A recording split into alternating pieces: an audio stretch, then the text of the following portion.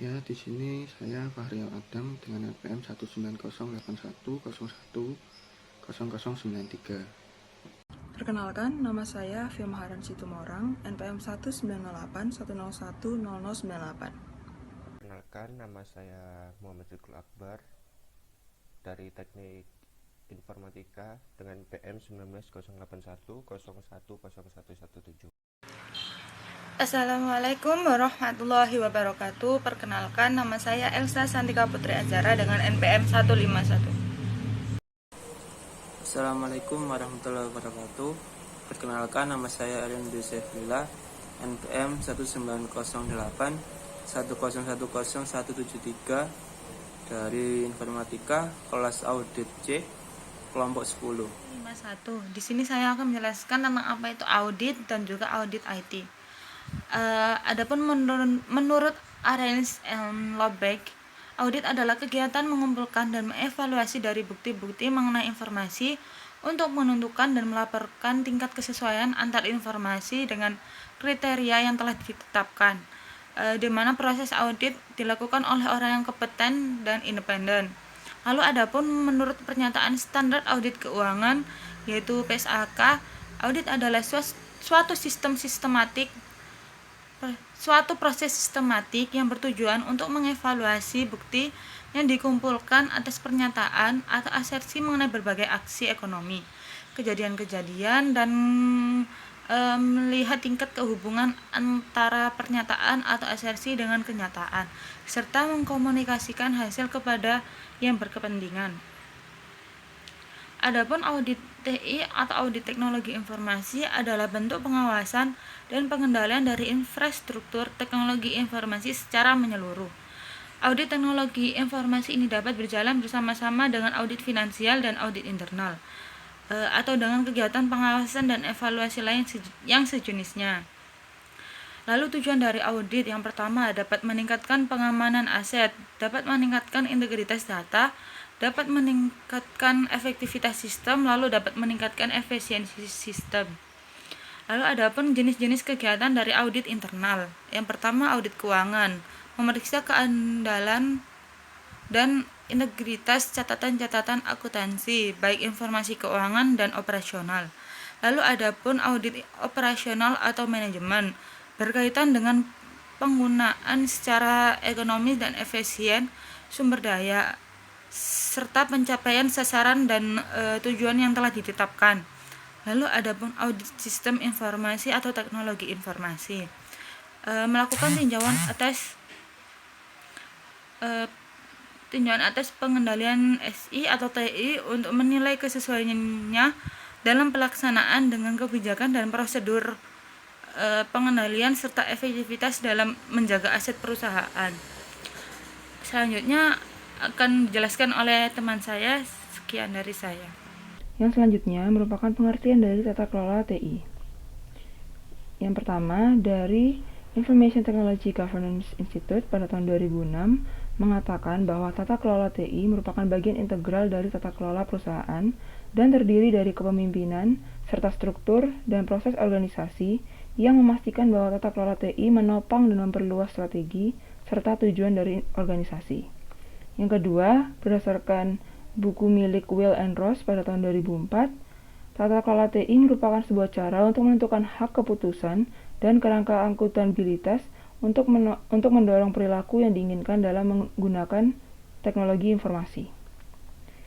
Yang ketiga, menurut Gartner.com, tata kelola TI merupakan sebuah proses yang memastikan penggunaan TI yang efektif dan efisien dalam memungkinkan organisasi untuk mencapai tujuannya. Yang keempat, menurut Loveman pada tahun 1996, tata kelola TI merupakan sebuah tingkatan di mana wewenang untuk membuat keputusan TI didefinisikan dan dibagi di antara manajemen dan manajer proses di organisasi TI dan bisnis berlaku dalam menetapkan prioritas TI dan alokasi sumber daya TI. Lalu yang terakhir, menurut Van Grunbergen dan juga De Haes pada tahun 2009, tata kelola TI meliputi definisi dan implementasi proses, struktur, juga mekanisme relasional yang memungkinkan orang bisnis dan TI untuk melaksanakan tanggung jawab mereka dalam mendukung penyelarasan bisnis atau TI ini dan juga penciptaan nilai dari investasi bisnis yang mendukung TI. Kemudian tambahan dari Ron Weber pada tahun 2000, mengapa kita melakukan tata kelola TI? Karena yang pertama, untuk meminimalisir kesalahan dalam pengambilan keputusan. Yang kedua, meminimalisir risiko kebocoran data. Yang ketiga, meminimalisir penyalahgunaan sistem di mana terdapat pihak-pihak yang dapat menyalahgunakan sistem ini dan mengambil datanya. Yang keempat, meminimalisir kerugian akibat kesalahan dalam proses penghitungan. Yang kelima, tingginya nilai investasi perangkat TI, sehingga jika tata kelola TI tidak matang, maka harga dan nilai dari investasi ini akan lebih mahal dan tidak akan menguntungkan perusahaannya. Ya, di sini saya akan menjelaskan perbedaan antara tata kelola TI dan audit TI. Tata kelola TI yaitu suatu bentuk komitmen dan proses manajemen organisasi terhadap sumber daya TI, mencakup mulai dari sumber daya komputer hingga ke teknologi informasi dan jaringan LAN atau internet. Sedangkan audit TI adalah sebuah kontrol manajemen dalam sebuah teknologi informasi yang digunakan untuk menjaga data, integritas data, dan beroperasi secara efektif untuk memastikan sesuai dengan tujuan. Di sini saya sedikit menjelaskan atau memberi contoh untuk implementasi audit pada bidang IT.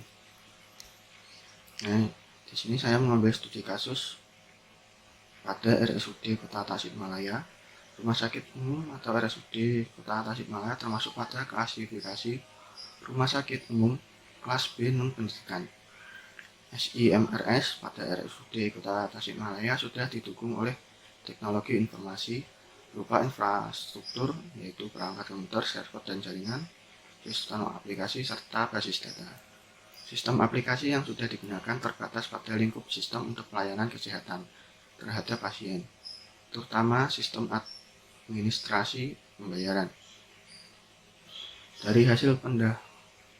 Dari hasil studi pendahuluan ditemukan bahwa sistem aplikasi untuk pelayanan kesehatan terhadap pasien di RSUD Kota Tasikmalaya masih terkendala oleh lambatnya proses sistem informasi yang menyebabkan pasien harus menunggu lama dalam memperoleh pelayanan.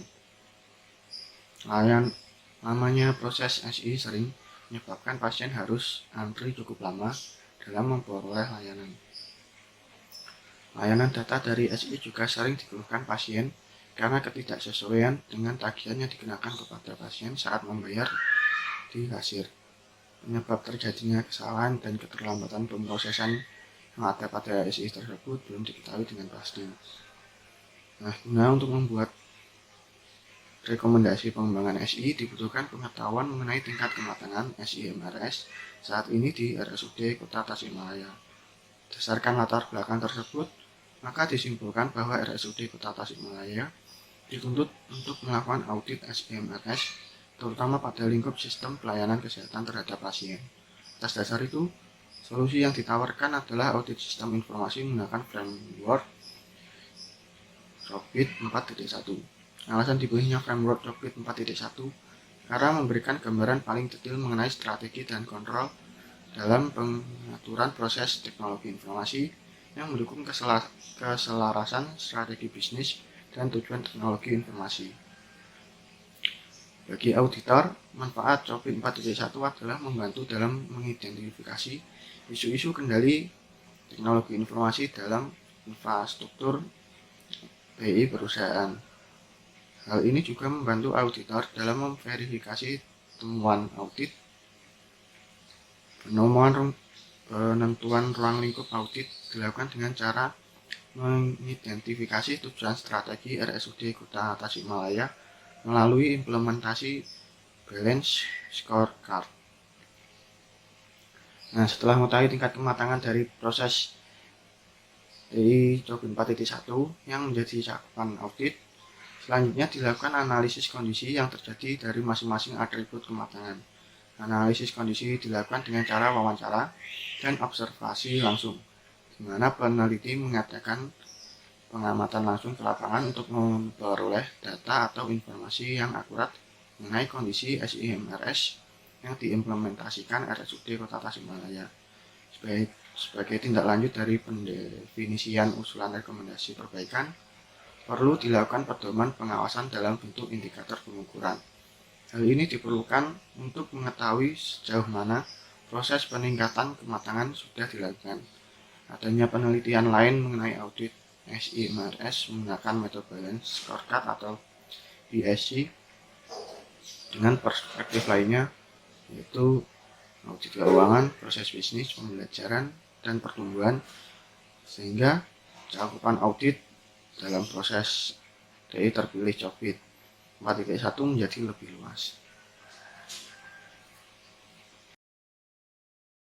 Di sini saya akan menjelaskan tentang contoh tata kelola. Di sini saya mengambil di PDAM Kota Salatiga, yang mana di PDAM tersebut terdapat bagian-bagian yang telah menggunakan teknologi informasi dalam melakukan aktivitasnya, diantaranya pada bagian pelayanan pelanggan, sebagian baja meter dan rekening, bagian akuntansi, dan bagian pengadaan dan gudang. Dalam penggunaan teknologi informasi, PDAM Kota Salatiga memiliki aplikasi induk yang bernama rekening online, di mana aplikasi ini berguna untuk melakukan aktivitas hampir seluruh bagian organisasi dengan fokus aplikasi atau fitur yang berbeda di setiap bagiannya. Aplikasi ini berfungsi sebagai operasi induk yang digunakan untuk memasukkan data pelanggan PDAM sebagai informasi utama yang akan dikelola oleh bidang-bidang ataupun subbagian yang ada di PDAM Kota Salatiga. Dengan demikian, penelitian ini dilakukan dengan rumusan masalah bagaimana proses tata kelola teknologi informasi pada kantor PDAM Kota Salatiga yang sudah berjalan, serta sampai manakah tingkat kematangan kondisi infrastruktur TI yang berada di kantor PDAM Kota Salatiga, dan level berapakah harapan perusahaan terkait kematangan TI. Di sini mereka menggunakan atau mereka mempunyai 5 IDM. Yang pertama yaitu fokus pada konsistensi dan proses pengembangan sistemnya supaya selaras dan terintegrasi untuk menanggulangi proyeksi di masa mendatang. Jadi kesiapan mereka di problem yang akan datang atau terjadi di masa mendatang, yaitu dengan mengkonsistensikan dalam pengembangan program dan proses sistemnya. Dan ini bertujuan supaya PDAM Kota Salatiga siap terkait perubahan atau update-update yang terjadi di masa mendatang. Yang kedua yaitu fokus pengoptimalan dalam aktivitas pelayanan manajerial dan berjalan terhadap penggunaan TI dalam tingkat keefisienan, biaya, dan keuntungan yang didapat. Nah, di sini PDAM Kota Salatiga dan konsumennya sudah ada SOP terkait pelayanan dan terkait pelayanan dan administrasi di PDAM Kota Salatiga, yang mana dengan adanya SOP tersebut dapat meningkatkan tingkat kepuasan konsumen terhadap PDAM Kota Salatiga. Yang ketiga, dapat berfokus pada pengelolaan risiko IT yang ada di perusahaan terhadap dampak kritis yang terjadi. Jadi PDAM Kota Salatiga sudah merancang atau mempersiapkan risiko-risiko apa saja yang terdapat dalam teknologi informasi yang mereka gunakan saat ini, yaitu teknologi informasi yang ada di aplikasi rekening online tadi.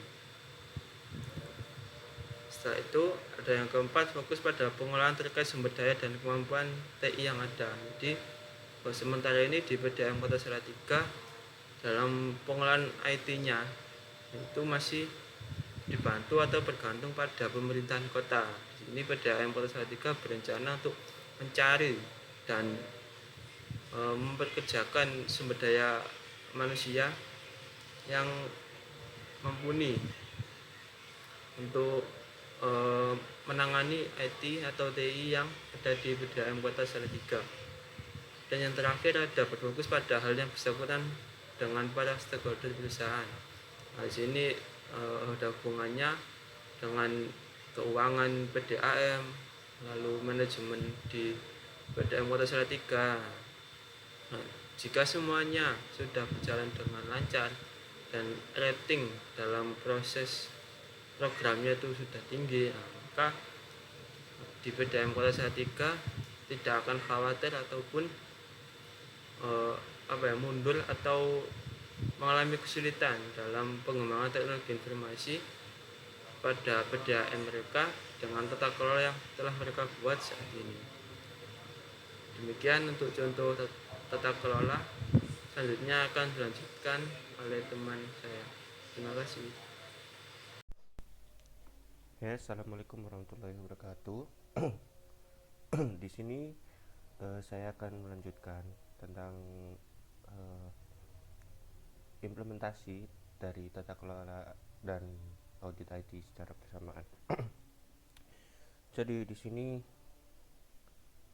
kita akan membahas tentang audit tata kelola IT perusahaan X dengan COVID-5. Proses dalam melaksanakan audit dengan COVID-5. COVID-5 merupakan COVID 4.1 yang dipadukan dengan file IT 2.0 dan RIS IT menghasilkan versi framework COVID baru yaitu COVID-5. File IT 2.0 berisi framework tata kelola untuk meningkatkan nilai bisnis dari penerapan TI. Sedangkan RIS IT berisi framework untuk mengatasi gap antara framework manajemen risiko yang umum dan yang detail. Capability level merupakan hasil akhir dari tahapan proses audit yang menunjukkan level dari suatu proses TI. Capability level pada COVID-5 memiliki beberapa tingkatan dari level 0 yaitu proses yang tidak terlaksana atau incomplete process hingga level 5 proses telah optimal optimizing proses itu sendiri. Kemudian berikut ada level-level yang akan saya sebutkan dari COVID-5 tersebut. Yang pertama itu tadi kan sudah disebutin, ada level 0 incomplete process, kemudian ada level 1 perform process yaitu proses untuk proses yang sudah dijalankan. Kemudian level 2 proses yang dikelola, level 3 yaitu proses yang stabil, kemudian level 4 predictable process yaitu proses yang diprediksi, kemudian ada yang terakhir tadi level 5 yaitu proses yang optimal gitu. Nah, di sini kemudian ada tahapan proses audit.